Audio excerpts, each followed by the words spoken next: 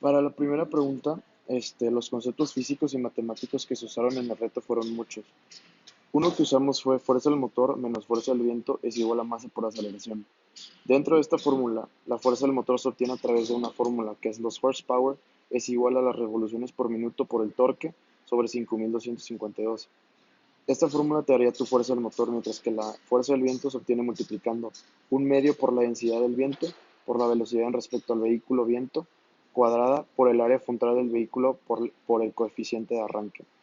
Otros conceptos que usamos fueron el de integrales, que fueron para poder obtener la posición y la velocidad del auto, las cuales nos dieron que la velocidad es igual a la aceleración por el tiempo más su velocidad inicial y la posición es la velocidad por el tiempo más la posición inicial. Estas ecuaciones las integramos de la aceleración, que es la suma de fuerzas sobre la masa. También usamos una ecuación para poder relacionar el ángulo del volante con el ángulo de las llantas, que fue z, que es igual al coseno inverso de d sobre l. Z siendo ángulo de alineación con respecto al adyacente y d es el desplazamiento de la cremallera y l es la longitud del brazo de tornillo a tornillo.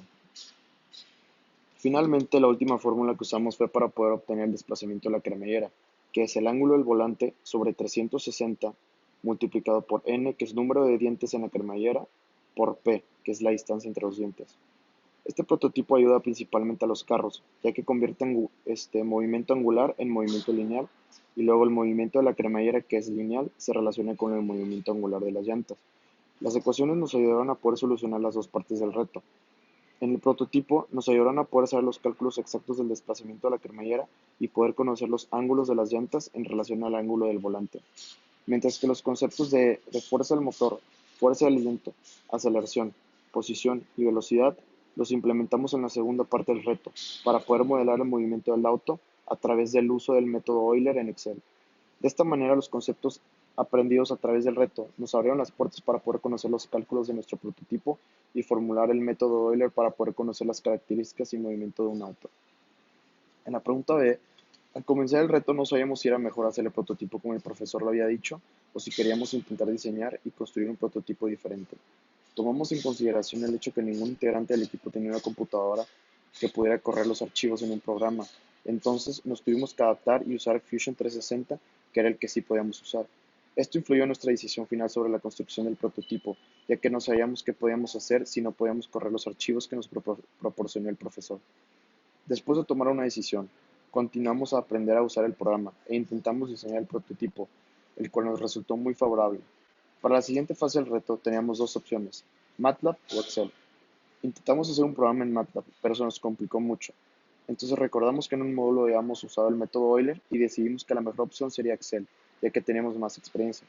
Posteriormente usamos los conceptos y fórmulas matemáticas y físicas que nos ayudaron a construir el Excel del carro, y de esta manera encontramos la solución de la problemática del carro, que también nos resulta a nuestro favor. Para la última pregunta, la primera fase fue la más fácil, ya que era solo investigar sobre lo que era un piñón cremallera y su funcionamiento y sus relaciones. La segunda fase estuvo un poco más complicada, ya que tuvimos que diseñar un modelo tridimensional en Fusion 360 del piñón cremallera para poder imprimirlo en 3D con material llamado PLD, en vez de usar el método proporcionado por el profesor. Pensamos que imprimirlo en 3D se nos haría más fácil, ya que Fusion 360 tiene una variedad de instrumentos que podíamos usar para poder diseñar el prototipo a nuestro gusto.